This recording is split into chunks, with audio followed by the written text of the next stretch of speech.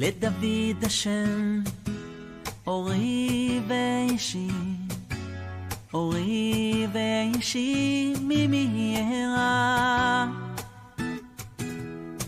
השם מעוז חיי, אי ממי יפחד, אי ממי יפחד. Hello everyone, I'm very happy today to start a new series in honor of this month of Elul, and I'm calling it LeDavid, Conversing, Curtailing, and Controversies. I have never seen a Jewish custom that has so much controversy around it as saying LeDavid Hashem Ori, Psalm number 27, for the month of Elul into Tishrei. I'll explain what I mean. We are talking about a custom that is not written, not in the Mishnah, not in the Gemara, Bavli, Yerushalmi. It's not even written in the Code of Jewish Law in the Shulchan Aruch.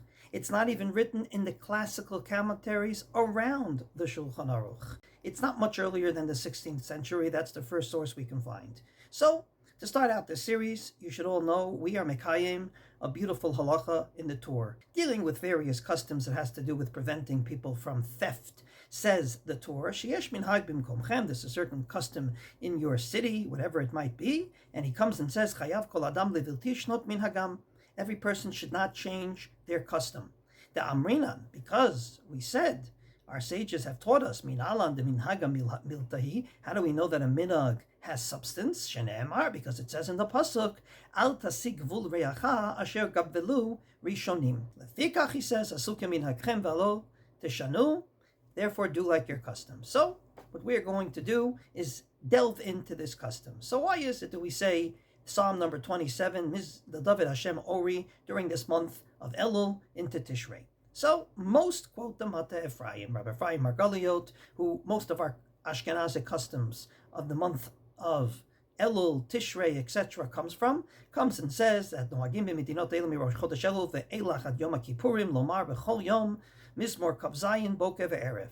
Morning and evening we say this particular Mizmor, and the Mishnah Brura in Siman Tavkuf Pei Aleph Seif Katan Bet quotes him verbatim, almost verbatim. Nohagim b'medinoteinu mirosh chodesh Elul ad Yom Kippurim lomar b'chol yom Mizmor LeDavid Boker ve'erev.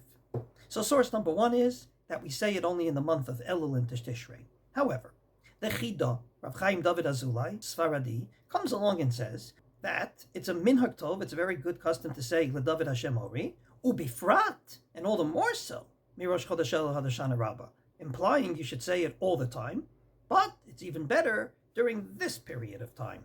And just in case you weren't convinced, that's what he says in the book that he wrote called Mora Ba'etzban. The man wrote endless books. In another book called Sansan Lia'ir, he comes and says Lahatzlacha v'lishmira, for success and for security. Yomar Mizmor LeDavid Hashem Ori, you should say this particular psalm, Mirosh Chodesh Elul ad Motzei Yom Kippurim v'chen Moshana Rabbah, and this is the custom in the holy city of Hebron. And then he says, very explicitly, V'lefachot kol yom ha'omer b'chavana achar tfilat shachrit yimtza chayim, that you should say it every single day and you will find a life. You will find a good life. So we found basically two sources. One says to say it only in the month of Elul into Tishrei, according to the Mata Ephraim till Yom Kippur, and that's what the Mishnah Brura quotes. But the Chida says you should say it every day, but all the more so at this period of time. So why is this period of time different than all year long, especially according to the Chida? So everybody quotes the Midrash Tehillim. The Midrash on Tehillim comes along and says in these words, LeDavid Hashem Ori, that Ori, light, means Rosh Hashanah, and Yishi means Yom Kippur. And that's what the Elef Lamata, the Perush on the Mata Ephraim, quotes, that's basically the source for saying it during this period of time. I just have one problem with that particular source. If you look in the Midrash Tehillim, that's just one of many different interpretations to the words Ori v'Yishi. It's not just this, actually, it's a few more. If just to quote a few more, in that same Midrash Tehillim, the Midrash Tehillim comes and says that David HaMelech said that Ani Omer Lo Ha'or LeDavid Hashem Ori, that indeed I say about that light, David Hashem Ori, and he explains as follows, that the Rishayim are walking in darkness, but we walk in light. What does that mean? They walk in darkness and they fall, but we walk in light. We want to Mechala Shabbos, but the Torah gives us a light and says, keep Shabbos. We want to go ahead and, God forbid, involve ourselves in incense. Comes the Torah and says, Lo tinaf. So the Torah basically prevents us from sin. Nothing to do with the month of Elul, Rosh Hashanah, Yom Kippur, nothing at all. Another interpretation, and that very same medrash, Hashem Ori V'Yishi, Rav Shmuel Elazar Patar Krei, Ori Bayam, you gave us a light on Yam Sov, on the Sea of Reeds, on the 7th day of Pesach. So how that can be the source when in the same medrash there's so many other interpretations, it makes me at least call it into question.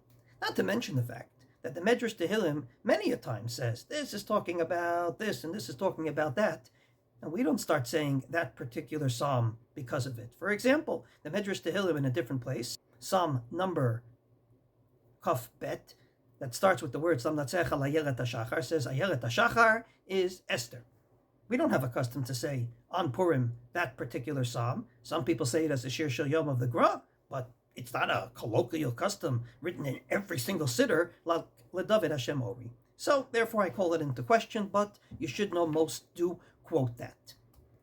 However, there are 3 other sources for it.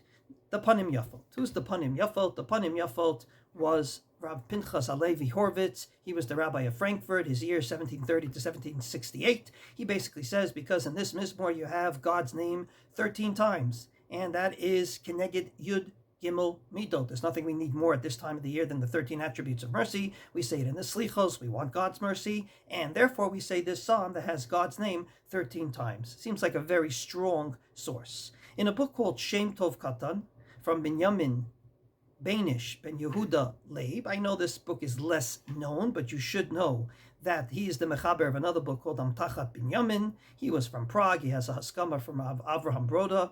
So it is a book that's definitely a very reliable book. He comes along and says that whoever says this Mizmor during this period of time, in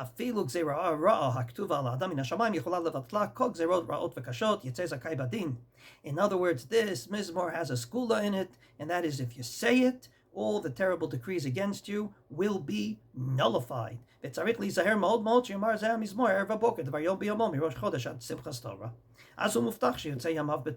If you say it at this period of time, you'll have a good life. And in the Sefer Zechira, which is a book of Zgulot, it was written by a guy I never heard of, Rav Zechariah ben Yaakov Simnar. It was actually printed in 1709, bringing back our custom way before the Mata Ephraim. Sod Gadol. It's a very big secret to say this particular Mizmor. Why? Muftach sheyotzeh shnatav betor tov, exactly what the Shem Tov says. And I'd like to add my own interpretation, which I think is the simplest one. And that is, open Gemara in Masechet Brachot. The Gemara in Brachot of Lamed Bet Amud Bet says very simply, if a person goes ahead and davens and sees that his davening has not been answered, he should daven again. Shene'emar, because it says in the pasuk in this Mizmor, as we ended, Kavel Hashem Chazak ve'ametz lebecha ve'kavel Hashem. I want you to have hope to God, and then have hope to God again. Namely, have hope to God in your first davening, and if it didn't work, daven again. We have an ancient tradition that God likes when we daven a lot. The Gemara in Yerushalmi says, Minayin l'ne'ilah. How do we know you have to daven ne'ilah? Because God said to Yeshayahu at the eve of the destruction of the temple, Gam katarbut tefillah ineni shomea. Even if you daven and daven and daven, I won't listen. Well, that means that usually God does listen if we daven and daven and daven. From this perspective, I believe that's a very strong source to say it at this period of time. We're about to go into a period of time where we're going to daven a lot, and therefore we should say this Mizmor. So with all these reasons, be it that it's a remez, it's a hint to Rosh Hashanah Yom Kippur, be it that it has God's name 13 times, meaning the 13 attributes of mercy, be it that it's a segula of some sort for a very good life, or be it it's just a way of saying daven and daven again, is there any ramification? And the answer is yes. We'll see that next time. אם תחנה, אולי מחנה, לא יירו, יירו, יירו, יירו ליבי, אם תקום, אולי מלחמה, בלוי, בלוי, סני בוי תיאחו, אם תחנה, אולי מחנה, לא יירו, יירו, יירו, יירו ליבי, אם תקום, אולי מלחמה, בלוי, בלוי, סני בוי תיאחו.